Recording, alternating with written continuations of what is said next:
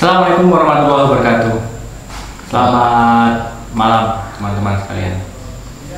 Sebelum kita memulai, alangkah baiknya kita ngopi dulu bray, biar nggak oleng. Ini slogannya. Tangan. Pakai begini lagi. Biar nggak oleng. Biar nggak oleng. Biar fokus. Tema malam hari ini kita santai. Biar nggak oleng itu kayaknya sudah dimasukkan haki, jadi nggak boleh ditiru sama orang lain. Oh iya. Ini slogannya PGN. Kita ngikut aja. Biar nggak oleng. Biar bener-bener nggak oleng. Biasanya kan kalau ngopi itu bikin konsentrasi jadi fokus banget gitu. Jadi malam hari ini kita nggak keluar mas, karena kemarin kita udah keluar. Ya keluar ke halaman rumah aja. Ya keluar ke halaman rumah. Iya. Ikuti saran pemerintah, melockdown diri, mengisolasi diri di rumah saja. Tema malam hari ini kita sambil ngerokok. Oh ya maaf, kita sambil ngerokok, jadi mohon maaf ya teman-teman. Mungkin yang nonton pas waktu siang. Ya juga nih, ini syutingnya kan malam. Tema malam hari ini mas, kita akan ngobrol santai perihal wawasan tentang sejarah mungkin, atau nanti tentang gaib, atau nanti pengertian lain. Oke. Di awali aja dulu. Siap. Kayak siap. Gini mas, ini pertanyaan pertama, pembuka lah, pembuka. Kan kita sering nih ke tempat yang bersejarah, kemudian di situ juga ada tempat yang dimakamkan seorang wali. Sering Mas Rudi sering ngomong wali Allah. Sebenarnya pengertian dari wali itu sendiri apa sih? Wali itu banyak pengertiannya secara bahasa ya. Bisa berarti pembantu, bisa berarti penolong, bisa berarti orang terpilih, orang yang mulia. Banyak artinya. Banyak arti. Tapi kalau dikatakan itu wali Allah, berarti orang yang derajatnya itu mulia di sisi Allah. Wali Allah. Bagaimana kita mengetahui? Karena gini, oke lah, kita sebagai, mungkin saya pribadi tidak bisa menilai suatu orang itu lebih dekat derajatnya dengan Allah daripada saya. Ya. Itu menilai orang itu kan karena cirinya, ciri benar. Yang jelas kalau wali Allah ya berbeda dengan wali murid. Bagus ya. Apalagi wali band ya, atau wali kota, berbeda ya. Benar-benar. Jadi wali itu sebenarnya yang tahu itu wali itu hanya wali. Oh begitu. Bukan. Nah, itu maksudnya. Bukan orang lain. Tetapi ada cirinya, ada irhasnya di situ, ada ciri khasnya. Pertama, dia jelas orang yang paling bertakwa. Dia mempunyai ilmu yang lebih, mempunyai kedekatan sama Tuhannya. Makanya dalam surat Yunus ayat 62, Ala inna awliya Allah, ingatlah sesungguhnya wali Allah itu la khaufun alaihim, tidak mempunyai rasa takut untuk mereka, wala hum yahzanun, dan mereka pun tidak merasa bersedih. Artinya begini, bisa dikatakan syarat untuk menjadi seorang wali ya, syarat untuk menjadi seorang wali itu la khaufun alaihim, tidak punya rasa takut kecuali sama Tuhan dan sama Allah. Wala hum yahzanun, dan mereka tidak merasa bersedih. Bersedih dari apa? Yang lain pergi ke mall, yang lain pergi ke tempat hiburan, yang lain berpoya-poya, dia tidak. Dia lebih khusyuk dengan dirinya sendiri. Dia lebih suka untuk mengenal atau lebih berdekatan dengan Tuhan. Ini wali. Jadi syarat mutlak untuk menjadi wali itu, ya dia harus punya kedekatan. Ya sekarang gini lah, kita ini kan sering banget, misal Mas Bagus ini pengen, saya pengen banget dekat sama wali kota. Ya. Saya pengen banget deket sama si cewek itu, misal. Ya. Itu sebenarnya buat pandangan seorang yang mempunyai ilmu yang tinggi, itu udah terlalu mainstream kayak gitu. Udah biasa. Udah biasa. Kenapa sih nggak sekali-kali saya kok pengen deket banget sama Allah? Nah, kalau kita tidak mempunyai pemikiran seperti itu, nggak usah berandai-andai kita jadi wali. Jadi wali kelas saja kadang kita keteteran bayar SPP. Iya, benar. Misal seperti itu. Ya, bisa. Artinya orang yang mempunyai derajat seorang wali itu memang orang-orang terpilih, tidak sembarangan, gitu loh. Ketika dia berdoa, Mas Bagus wali kata, baru alhamdulillahirobbilalamin, malaikat di atas sudah tahu doanya wali Allah. Kenapa? Karena malaikat pun sudah nggak asing sama Mas Bagus. Jadi Mas Bagus sudah viral di sana, di langit. Bukan di dunia ya? Bukan di dunia.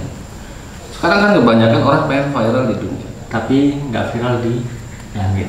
Dengan cara apapun ya, dengan cara settingan misalnya, dengan cara itu kan jauh berbeda dengan tujuan. Tujuan orang yang benar-benar dalam koridor agama, benar-benar orang yang mempunyai ilmu. Mas Bagus bisa aja kok bikin video settingan, pura-pura aja mendatangi tempat apa gitu.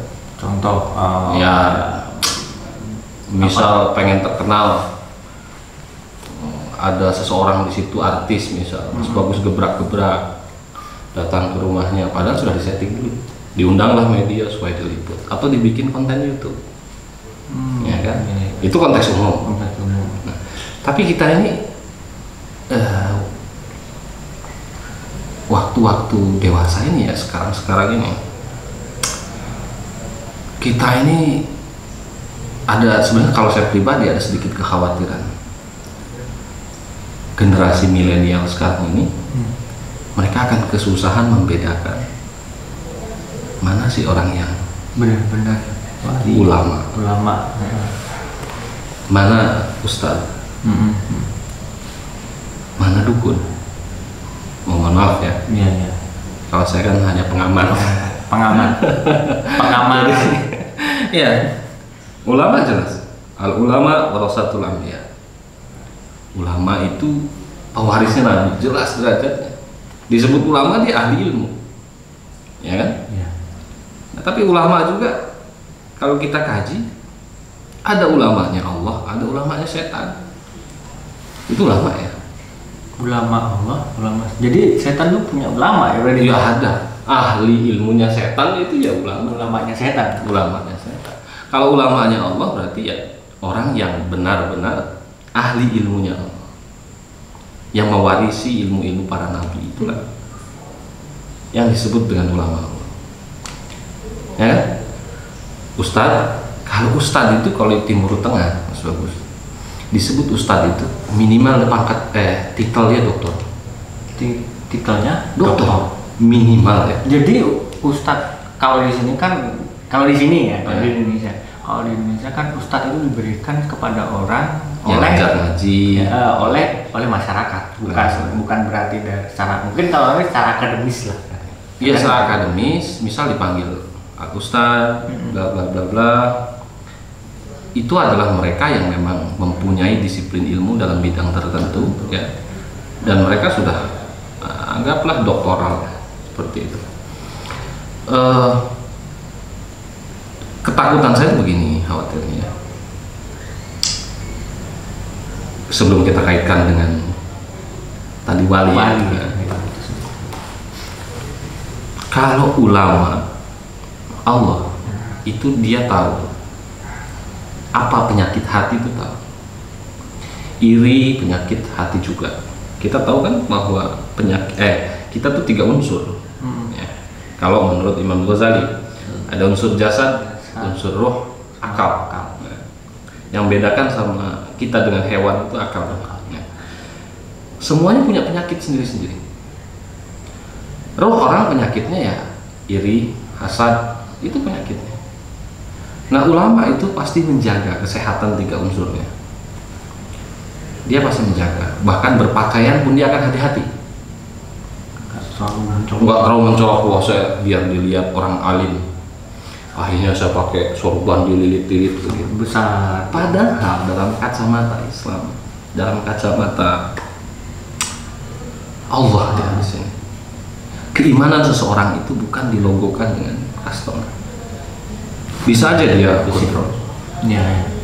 Makanya wali Allah pun sebagian kita tuh tidak tahu. Yang tahu hanya wali. Bahkan ada wali-wali majdu yang sengaja sama Allah itu ditutupin. Wali majdu. Wali mas. Itu apa mas? Wali mas. Ya contoh ada wali itu kadang tingkahnya seperti orang gila. Oh. Ya. Itu sebenarnya hanya sekedar untuk menutupi bahwa dia itu sebenarnya kekasih Allah. Ya kan? Padahal nama dia besar di langit sana. Baru a'udzubillahi minasyaitonir rajim. Buset, malaikat langsung. Wah, suaranya tuh. Suara wali Allah tuh. Udah padahal dipandang sama orang sebelah mata orang gila. Gila. Kan gitu. Iya benar. Ini akan berbeda gitu. Nah sekarang antara dukun sama ustaz sama kiai, mohon maaf, untuk saat-saat ini dalam hal custom Ya, dalam hal penampilan style hampir sama ya. Mereka ya sorbanan, sama-sama. Ada yang biar kalau orang-orang biasa sih kopian, ada yang kopian. Makanya saya bilang buat mencirikan biar berbeda, lama-lama kiai harus pakai helm biar berbeda. Soalnya customnya sudah dipakai. pakai helmnya helm teropong lah. Waduh. Iya benar. Ya itulah. Jadi intinya kalau Mas Bagus tanyakan tentang apa sih wali itu apa? Jadi ciri utama wali itu ya dia mempunyai kedekatan khusus sama Tuhannya. Bahkan nama dia tuh terdengar di langit gitu loh. Tapi tidak sudah viral di langit, tapi di dunia. Di dunia boleh jadi tidak. Ya. Boleh jadi dia tidak dikenal. Nah, seperti itu. Jadi ya syaratnya itu. Dia harus dikenal sama malaikat. Maka ada kisah begini, bagus. Kita tahu Sayyidina Ali radhiyallahu anhu. Ya. Beliau adalah salah seorang sahabat Rasul yang sejak lahir sudah dalam keadaan muslim. Sejak lahir. Umar enggak, dia lahir dalam keadaan non muslim sebelumnya. Tapi Sayyidina Ali ini lahir dia sudah keadaan muslim. Sayyidina Ali ini itu seorang wali Allah. Nama Sayyidina Ali ini malaikat Sudah udah asing lah Sayyidina Ali. Siapa sih yang nggak kenal Sayyidina Ali gitu. Nah satu hari Sayyidina Ali ini dia kan sering ibarat kata di sisi lain dia mengidolakan keberanian daripada Sayyidina Umar. Sahabat Nabi Sayyidina Umar itu kan paling keras, paling pemberani. Jadi saking pemberaninya Sayyidina Umar, Sayyidina Ali ini penasaran, ini orang beraninya kayak apa sih gitu. Kayak apa sih berani? Saya pengen tahu gitu. Nah, akhirnya ketika Sayyidina Umar ini meninggal, Sayyidina Ali ini berdoa, ya Allah, saya minta kasaf. Saya minta bisa melihat bagaimana ketakutannya Sayyidina Umar ketika didatangi oleh malaikat Munkar dan Nakir, akhirnya dikabulkan sama Allah, sama malaikat dikabulkan. Wah, doanya siapa ya? Sayyidina Ali kan, wajar. Oh ya Allah. Kalau kita mah orang biasa, belum tentu diterima. Didengar aja nggak tahu. Dengan penasarannya Sayyidina Ali ini, pengen melihat, pasti ketakutan nih Umar, gitu kan. Ternyata enggak. Sayyidina Umar malah berdiri. Mau ngapain kamu? Kamu belum kenal saya. Saking beraninya. Saking berani. Ana ashabul khalqi Allah. Saya ini temannya kekasih Allah. Kamu mau mukul saya, sama aja kamu mukul kekasih Allah. Akhirnya malaikat Munkar Nakir balik langsung. Waduh. Kata Gusti Allah ya mungkin kalau bahasa kita sekarang ya, aduh, kata malaikat nih, Gusti ini saya gimana nih saya ngadepinnya, serba salah kan begitu. Ya mungkin kata Allah, ya wis lah, lolos semuanya. Gitu. Masya Allah, ajar. Itu artinya apa? Dari kisah seperti itu sebenarnya bisa kita ambil beberapa apa ya? Satu, bahwa orang yang dekat dengan Allah itu dia mempunyai kelebihan-kelebihan yang mungkin tidak dimiliki oleh orang biasa. Oke. Terus yang kedua, bahwa kita mendekati orang-orang berilmu, bahkan ke makamnya walaupun dia sudah tidak ada, ya, makamnya orangnya sudah meninggal, kita itu akan dapat apa ya, bahasa ini, Kalau bahasa kerennya mungkin barokahnya lah. ya kalau kita nyebutnya kalau pesantren ya wasilahnya. Ya, masih lah ya. Kalau orang-orang biasa seperti saya ini mungkin barokah. Nah, ada wasilah itu yang diperbolehkan ya seperti itu. Jadi maksud saya begini, berdekatan ya, kalau bahasa umumnya kalau kita berdekatan sama yang jualan minyak wangi ya ke bawah wangi, ya, seperti itu. Artinya kita datang ke tempat wali Allah, ya semoga saja nanti pas kita masuk kuburan ya, pas mau ditanya sama Munkar Nakir, nah ada wali Allah yang mendoakan gitu, jangan itu pernah datang tuh ke saya doakan dia kan begitu. Nah, kita terbebas karena di dalam hukum umum universal itu ada hukum yang sifatnya khusus. Nah, jadi di sifat yang am itu ada yang taksis, sifat yang umum itu ada pengkhususan. Manusia itu umum sebagai manusia, Rasulullah manusia, tapi ada taksisnya dia, kekhususannya. Begitupun wali sama seperti itu. Ya, jadi itulah ciri wali Allah. Apalagi dalam surat Al-Baqarah, wala takul, dan jangan kau katakan mayuktalu fisabilillah amwat. Orang yang terbunuh, orang yang meninggal di jalan Allah itu mati. Bal ahya, mereka hidup. Walakin la yashurun, tapi kebanyakan orang tidak mengerti. Bukan berarti kita datang ke kuburan, kita minta ke kuburan, tidak. Ada nilai-nilai yang bisa kita ambil di sana pelajaran. Ya perjuangannya dan sebagainya. Sosok beliau seperti apa, contoh yang baik-baik. Dan orang yang punya kedekatan khusus sama Allah itu selalu mempunyai keringanan.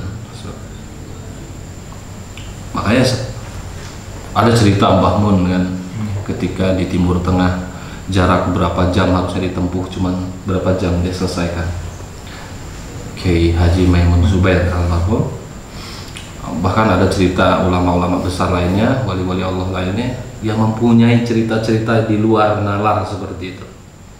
Itu sebuah keringanan sebenarnya yang diberikan sama Allah, ya kan?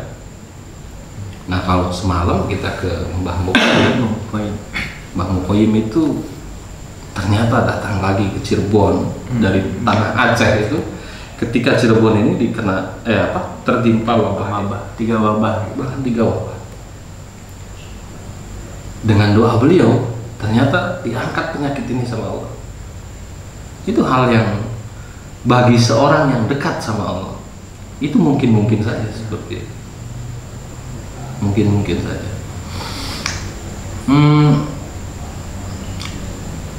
Saya yakin wali Allah itu di Indonesia itu masih banyak. Yang masih hidup pun masih banyak gitu. Cuman memang kalau ya tadi kan viral di langit tapi nggak terlalu viral di dunia. Ya harus viral di langit memang. Kalau kita nggak bisa viral di langit, jangan berharap di wali.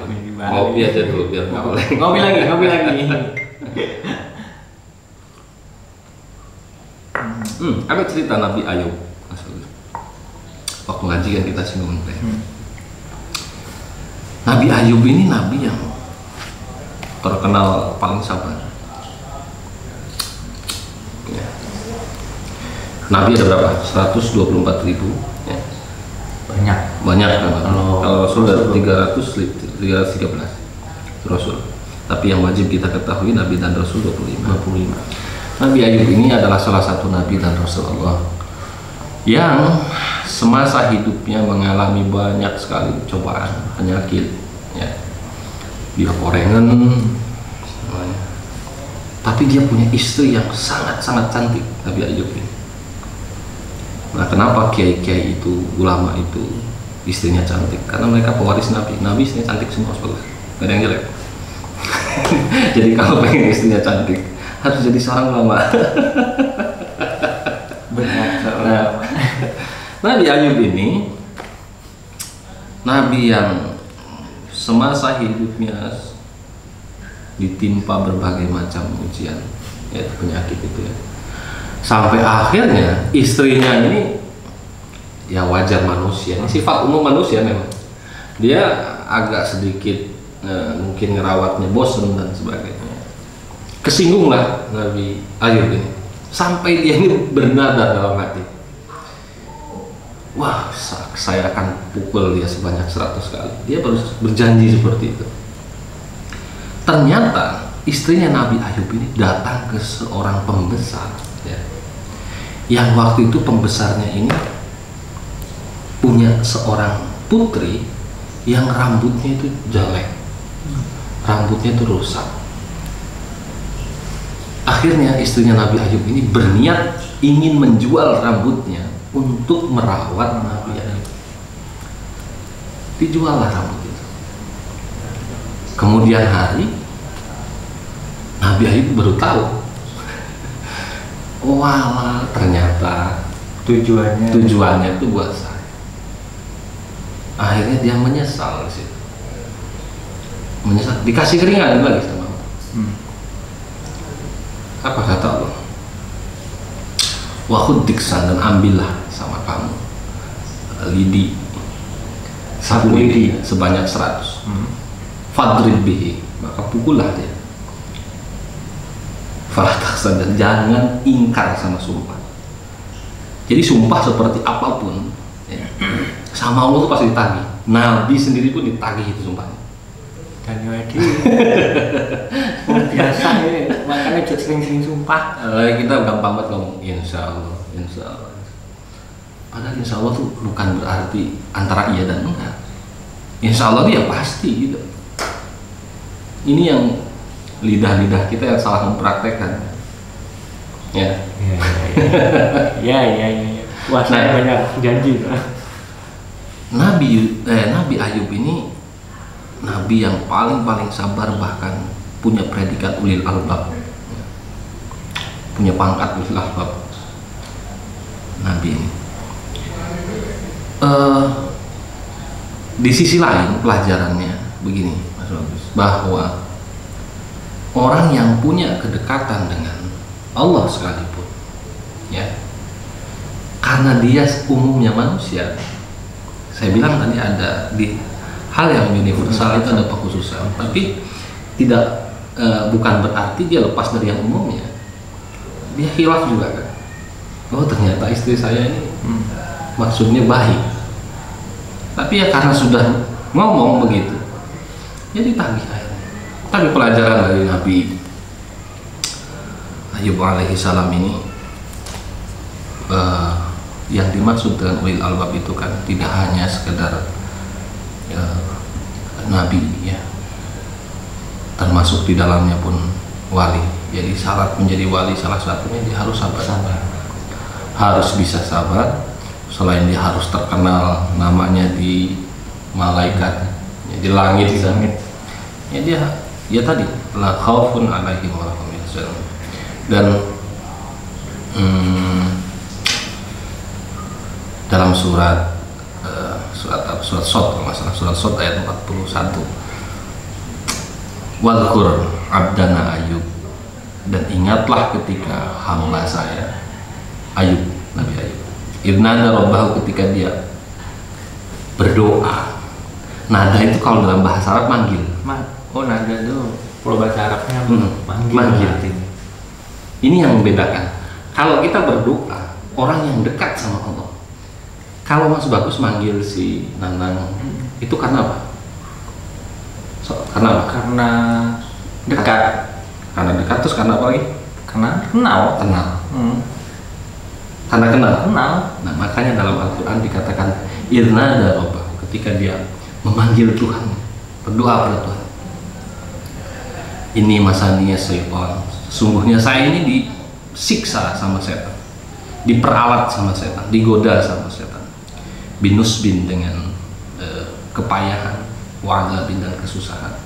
Nah, kalau orang sabar seperti itu, orang yang bisa sabar itu selalu mendapatkan hal yang tidak disangka-sangka. Ketika Nabi Ayub sakit segitu parahnya, nggak bisa ada obat yang bisa ngobatin, ternyata Allah yang merintahkan. Kata Allah apa? Udah, Ayub, kamu hadza muktasal, ini adalah air untuk mandi, baridun yang sejuk, wasyarabun, dan untuk kamu minum. Dan ketika dia mandi sama minum, akhirnya sembuh semua penyakitnya. Ya, jadi dengan kesabaran itulah seorang wali Allah itu, dengan kesabarannya, dengan istiqomahnya, dengan viralnya dia di langit, terus dengan wala khaufun alaihim tadi, akhirnya dia mendapatkan hal-hal yang di luar akal itu seperti itu. Bukan berarti dengan dia bertapa di bawah pohon, di dalam gua, datang ke kuburan, jangan, terus ya begitulah. Dan sekarang banyak ya di YouTube itu yang sebenarnya settingan. Yang saya sedihkan itu, kenapa sih harus bawa-bawa ayat Al-Quran gitu, bawa-bawa sholawat. Ya miris juga sih, hanya pengen viral di dunia, nggak viral di. Kalau misal mau seperti itu, jangan bawa ayat suci sih. Kalau menurut saya pribadi, ayat suci itu jelas pedomannya, bukan untuk sebagai lelucon ya. Salahnya seperti itu. Ya bagi orang yang mengerti jadinya lelucon. Ya juga sih. Ya bagi yang tidak mengerti, ya kelihatannya wah. Sedih kan? Sedih ya. Ngopi dulu biar nggak oleng. Ngopi lagi biar nggak oleng terus. Oke. Tadi kan wali. Sekarang pengen tanya, kan kemarin sempat viral itu bahwa ada salah satu Gus, bukan saya ya, saya Gus ya, bukan saya loh ya. Oke. Ada yang mengatakan bahwa di ulama itu di manusia itu ada ulama, pokoknya katanya itu di hewan juga ada yang ulama gitu. Apakah benar seperti itu? Apakah cuman ulama itu hanya kalau hewan tuh nggak punya akal. Ingat, kita itu punya unsur jasad, ruh, dan akal. Hewan nggak punya akal. Ulama itu artinya ahli ilmu. Oh, bagaimana dia bisa berilmu? Kalau akal saja tidak punya. Kalau ulama setan itu ada, ulama Allah itu ada. Kenapa? Karena mereka punya akal. Berarti kalau di dunia hewan itu binatang nggak punya berarti namanya ulama. Ya. Karena memang tadi kan pengertiannya ulama ini ahli ilmu ya. Ya, secara sistematis kajian sanadnya itu nggak ketemu kalau begitu. Kalau di ini ya, di dunia gaib jin ada juga ya ulama, sebutan ulama. Jin pun punya ya. Berarti ada ya? Ya ada, ulama setannya pun kan ada juga pasti. Itu yang biasa nakut-nakutin orang, ngendap-ngendap pohon. Nyambung lagi ke jin non-job. Jin non-job begitu kan. Seperti itu. Apalagi ya?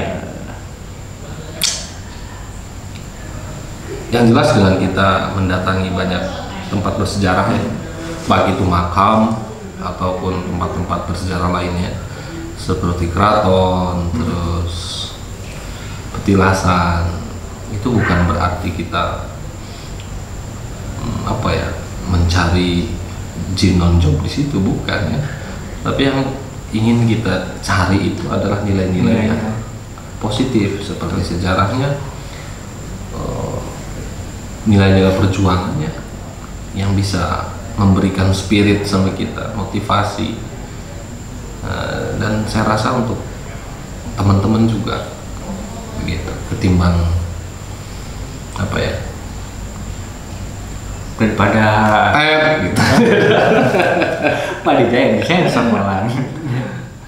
Saya betul.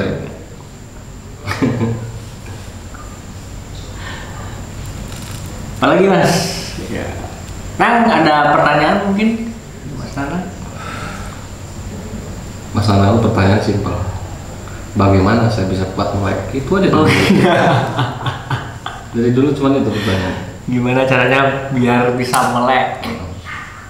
Baru berapa jam udah tidur. Aduh ya. Apa lagi ya? Tadi kan wali Allah udah. Bingung ya. Sampai bingung. Karena jawabnya sampai ini ya. Sampai jelas banget. Jadi mau nanya ini bingung, mau nanya ini yang lainnya juga udah kejawab. Gimana? Sebenarnya karena begini Mas Agus, karena jangan sampai beranggapan bahwa kenapa sih wali Allah itu mempunyai kesaktian itu, apakah dengan cara tapa di bawah pohon tadi? Kan tadi udah dikasih yang digelar ya. Oleh karena itu saya jelaskan dulu bahwa wali Allah itu mendapatkan karomah semacam itu ya, karena dia sudah tidak asing, nama dia sudah didengar gitu. Itu saja. Makanya itu tadi mau ditanyain malah udah dijawab ya gimana terusan. Berarti saya sudah bisa membaca apa yang mau ditanyakan dulu gitu. Ya nggak tahu ya, yang jelas bahwa tadi memang saya pengen tanya bahwa kok bisa sakti-sakti itu gimana, tadi udah dijawab bahwa namanya juga wali, udah terkenal di langit, dikasih apa diminta apa ya dikasih. Gimana terusannya? Ya begitulah. Kemarin kan kita sudah datang ke Makbaroh ya, ke makamnya Syekh Muqayyim. Ya semoga jadi tengah wabah seperti ini beliau pun mendoakan kita, mendoakan Indonesia agar diselamatkan oleh Allah dari wabah penyakit tersebut dan mungkin wabah-wabah lainnya seperti itu. Karena kita yakin betul bahwa orang yang mempunyai pangkat di sisi Allah itu hingga saat ini beliau masih ada, masih mendengarkan, bahkan masih memonitor murid-muridnya seperti itu. Mas bagus. Ya, semoga. Ya, amin. Udah itu aja dah. Mungkin saya belum buka. Sama saya belum makan maksudnya. Saya malah belum makan ya, Bang. Jadi mungkin untuk video ini itu aja, karena kalau kepanjangan nanti uploadnya yang susah. Iya. Terlalu panjang, ngeditnya juga agak susah juga, uploadnya juga ini pasti jadinya berapa puluh giga ini uploadnya satu hari bergiga-giga ini satu hari gitu. Oke teman-teman, mungkin dari perbincangan malam hari ini semoga bermanfaat buat teman-teman semua. Kalau ada salah mohon maaf. Jika kita punya salah dalam berucap tadi, kita mohon maaf. Hanya sekedar sharing ya mas. Kita hanya sekedar sharing. Itu aja. Akhirul kalam. Assalamualaikum warahmatullahi wabarakatuh. Jangan lupa di subscribe, like, komen, share Jejak Malam Official. Selamat menunaikan ibadah puasa.